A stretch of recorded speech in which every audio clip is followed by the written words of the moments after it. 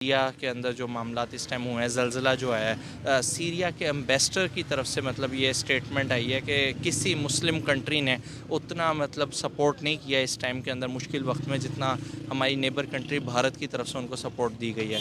बहैसियत रंग नहीं, ऐसा कोई रूप नहीं जिसमें पाकिस्तान जलील ना हुआ, और दुनिया का ऐसा कोई पिन कोड नहीं जहां पे ये अपनी बेइज्जती करवा के वाकई पाकिस्तान में तो कतर का अमीर है वो देने के लिए आ रहा है, ये तो बेचारा मांगने के लिए गया था। तो उन्होंने बोला यार हम तुम्हें तुम्हें भीख देंगे कि हम अपने लोगों, हमारे लोग दबे हुए हैं, इतने हजारों लोग चले गए इस दुनिया से, और एक बहुत बड़ा ह्यूमैनिटेरियन क्राइसिस बन गया टर्की में। मुश्किल वक्त आता तो तब पता चलता कि आपका दोस्त कौन है और आपका दुश्मन कौन है। तुर्की के अवाम इस टाइम दुनिया को ये कह रही है कि अगर आपने किसी से कुछ सीखना तो आप भारत से सीखे, भारत के आर्मी और भारत के पॉलिटिशियन से सीखें कि किस तरह से उन्होंने तुर्की की मदद की, किस तरह से उन्होंने हमारी मदद की है। तो तुर्की की अवाम अपने घरों से बाहर निकल रही है और इंडिया का झंडा लहरा रही है अपने घरों के छतों पर जाकर। गाइस, ये कितना बड़ा काम किया है इंडिया ने। अभी ये जो टर्की में ज़लज़ला आया है इसमें वो काफ़ी ज़्यादा बढ़ चढ़ के जो है वो एड भेज रहे हैं। तो ये कहा जा रहा है कि वो जो नरेंद्र मोदी साहब का ये जो पर्सपेक्टिव है कि मुस्लिम वर्ल्ड को किस तरह विन बैक करना है और उसको कश्मीर के मसले से किस तरह हटाना है। इंटरनेशनली कोई इस तरह का काम करता है तो आम इंडियन बड़ा खुश होता है कि देखें जी हमने ये किया, हम ये हैं। वो इसको इस तरह नहीं देखते कि ये मोदी साहब ने किया, ये फलाने किया। ये तो पॉलिटिशियंस की आपस में जो है ना वो है उम्र में। और हमारा वजीर आजम है शहबाज शरीफ साहब, तुर्की से मांगने जाता है हर वक्त पैसे, कभी किधर से मांगने जाता है कभी किधर से। और मोदी को देखो, तुर्की के मुसलमानों के लिए रोता है और उनके लिए दुआएं करता है। जाहिर बात है वो भी इंसान है, चाहे हिंदू है चाहे।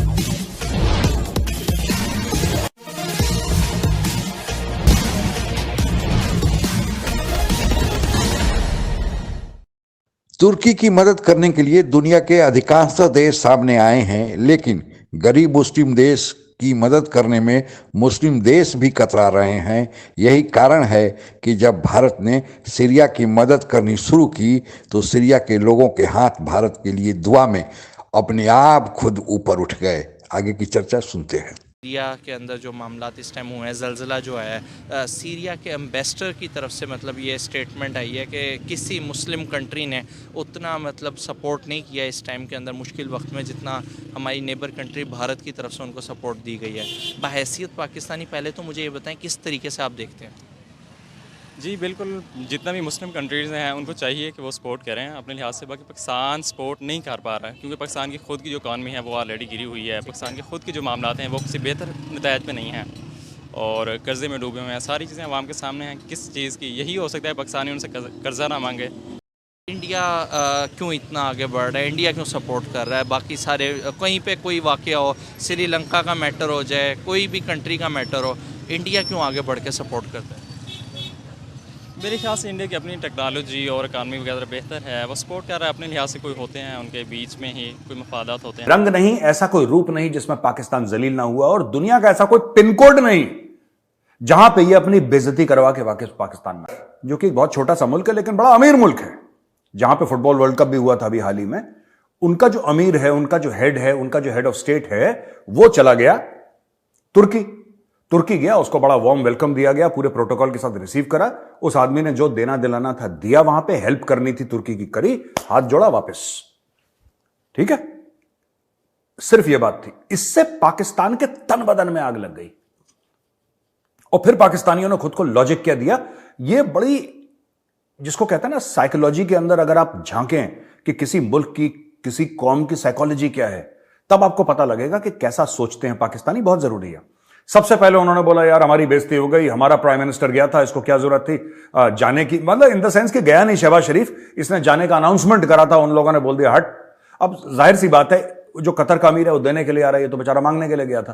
तो उन्होंने बोला यार हम तुम्हें भीख देंगे कि हम अपने लोगों, हमारे लोग दबे हुए हैं, इतने हजारों लोग चले गए इस दुनिया से, और एक बहुत बड़ा ह्यूमैनिटेरियन क्राइसिस बन गया टर्की में। मुश्किल वक्त आता तो तब पता चलता कि आपका दोस्त कौन है और आपका दुश्मन कौन है। तुर्की के अवाम इस टाइम दुनिया को ये कह रही है कि अगर आपने किसी से कुछ सीखना तो आप भारत से सीखे, भारत के आर्मी और भारत के पॉलिटिशियन से सीखें कि किस तरह से उन्होंने तुर्की की मदद की, किस तरह से उन्होंने हमारी मदद की है। तो तुर्की की अवाम अपने घरों से बाहर निकल रही है और इंडिया का झंडा लहरा रही है अपने घरों के छतों पर जाकर। गाइस, ये कितना बड़ा काम किया है इंडिया ने। सर, भारत जब पता चलता है कि जिलजिला है तो सबसे पहले अपनी फोर्सेस को भेजता है, और इतनी हेल्प की है तुर्की की कि वहाँ के तुर्की की आवाम बाहर निकल कर इंडियन आर्मी, इंडियन पब्लिक और इंडिया के प्राइम मिनिस्टर की तारीफें कर रही है, गुण गा रही हैं। क्या कहना चाहेंगे इस बारे में? वो हमसे बहुत अच्छे, हम लोग इकट्ठे आज़ाद हुए, लेकिन वो हमसे बहुत आगे हैं। कौन सा मुल्क? अब भारत हमसे बहुत आगे है। नो डाउट हम लोग बेशक मुसलमान हैं, लेकिन मजबूरी ये है कि हमसे, उनकी इकॉनमी हमसे अच्छी है। सर वो बहुत एक अच्छा मुल्क है, वो हमसे बहुत अच्छे हैं। हम लोग तो सारी बात है, जो जिसकी मदद को पहुंचेगा वो तो कहेगा वेलकम वेलकम, जिसकी जो मर रहा होगा, जिसको हाथ मिलेगा जो बचाने के लिए, तो वो तो कहेगा ये जिंदाबाद है। पाकिस्तान मतलब लेट पहुंच रहा है तो उसमें क्या कह सकते हैं, लेकिन जाना पहले मुस्लिम ममालिक पाकिस्तान को चाहिए, उनकी हेल्प करनी चाहिए हर किस्म से। टर्की में ज़ल्ज़ला आया है, इसमें वो काफ़ी ज़्यादा बढ़ चढ़ के जो है वो एड भेज रहे हैं। तो ये कहा जा रहा है कि वो जो नरेंद्र मोदी साहब का ये जो पर्सपेक्टिव है कि मुस्लिम वर्ल्ड को किस तरह विन बैक करना है और उसको कश्मीर के मसले से किस तरह हटाना है। तो इसी तरह इंडिया है। बुनियादी तौर पे मैं नहीं समझता कि अगर इंडिया की ह्यूमैनिटेरियन एक मूव है, वो एक ह्यूमैनिटेरियन या ह्यूमनिस्ट बेसिस पे वो किसी की हेल्प कर रहा है, तो हम उसको एकदम जाके मसला कश्मीर से भी जोड़ दें और ताइब एर्दोगान को भी विन करने से जोड़ दें। मैं समझता हूँ कि ये जो है ना एंगल, ये पहले ही पाकिस्तान को ले डूबा है और मजीद ले डूबेगा। इस वैल्यू पे देखना चाहिए, और इंडिया के डेफिनेटली ये मकासद भी होंगे कि इन द लॉन्ग रन हम तुर्की को विन करेंगे, डेफिनेटली ये भी होंगे, लेकिन एट द सेम टाइम उसको ये क्रेडिट भी देना चाहिए कि वो इतनी बड़ी मदद कर रहा है, और करनी चाहिए।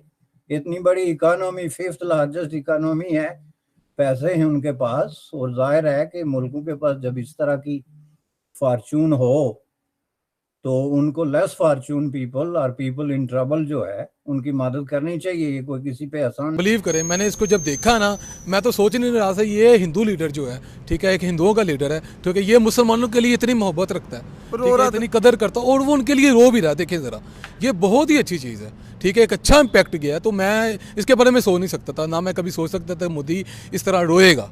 वो लिटरली रोया और उसकी आंखों में आंसू थे, मुझे बड़ी खुशी हुई है। और मुस्लिम कंट्री है टर्की, ठीक है, टोटली मुस्लिम है, ठीक है। वो आपको पता ही है, टर्की तो बाकायदा यानी कि कहते हैं कि हम लोग लड़ने के लिए, जिहाद के लिए तैयार हैं काफिरों के साथ, जो यानी कि अल्लाह के मुनकर हैं, ठीक है, उनके साथ। लेकिन देखें कि उस बंदे ने अपनी जो लीडरशिप क्वालिटीज़ है, यही तो लीडरशिप होती है। मैं नहीं समझता कि पाकिस्तानी जो लीडर्स हैं वो इस काबिल हैं कि वो इमोशनली और मेंटली तौर पर लोगों के बारे में सोच सके, उनके बारे में समझ सके, और उसके अलावा उनके यानी कि अच्छी और बेहतरी के लिए काम कर सके।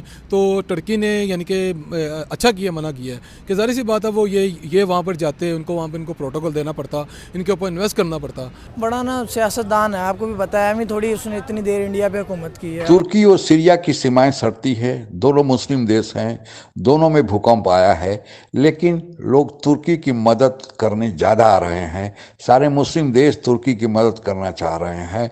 तुर्की हालांकि एक धनी देशों में माना जाता है, हालांकि पिछले 2-3 साल से तुर्की की आर्थिक व्यवस्था गड़बड़ हुई है और उर्दगान वहाँ पर घोर कट्टरपंथ लाना चाह रहे हैं। चुनाव जीतने के लिए उनके पास यही एक बहाना शेष रह गया है। इसके बावजूद भी जितने भी मुस्लिम देश हैं और अमेरिका सहित नेटो के सदस्य देश हैं, सभी मदद कर रहे हैं, क्योंकि तुर्की नेटो का भी सदस्य है। तुर्की का अमेरिका के विरोधी गुट रसिया से भी अच्छे संबंध हैं और सभी मदद करना चाहते हैं। और एक सामान्य कहावत भी है कि धनी की मदद सब करता है और अपेक्षाकृत गरीब सीरिया की मदद करने वाला कोई नहीं। सीरिया में गृह युद्ध चल रहा है और सीरिया जो है अंतर्राष्ट्रीय राजनीति का भी शिकार है।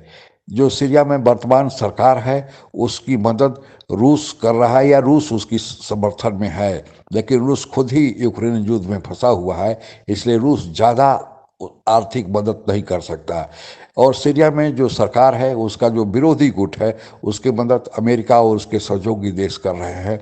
यही कारण है कि अमेरिका ने सीरिया पर सैंक्शन लगा रखा है और सीरिया सरकार की चूँकि मदद अमेरिका नहीं कर रहा है, इसलिए बहुत सारे देश सीरिया की मदद करने से हिचक रहे हैं। सीरिया में जो विरोधी गुट है वह सीरिया की वर्तमान सरकार को सत्ता से उखाड़ फेंकने के लिए एक गृह युद्ध जैसे माहौल को पैदा कर दिया है। लेकिन भारत ने अमेरिका के जो सैंक्शन है उसकी अनदेखी करते हुए मानवता के आधार पर सीरिया की मदद कर रहा है और यही कारण है कि भारत के मदद को देखकर सीरिया के लोग अभिभूत हो गए हैं। भारत ने भी आश्वासन दिया है कि वह जितनी मदद तुर्की कर रहा है उसी हिसाब से वह सीरिया की भी मदद करेगा, और जब तक सीरिया को उसके पुनर्स्थापना करके उसे भूकंप के पहले वाली स्थिति में सामान्य जनजीवन जब तक नहीं हो जाता, भारत साथ नहीं छोड़ेगा। यही कारण है कि न केवल तुर्की के बल्कि सीरिया के भी लोग भारत के लिए दुआ मांग रहे हैं। आज के लिए बस इतना ही। जय हिंद। आप अगर हमसे जुड़ा रहना चाहते हैं तो कृपया मेरे चैनल को सब्सक्राइब करें तथा बेल आइकन भी दबा दें ताकि नई वीडियो की जानकारी तुरंत आप तक पहुंच जाए। धन्यवाद। जय हिंद।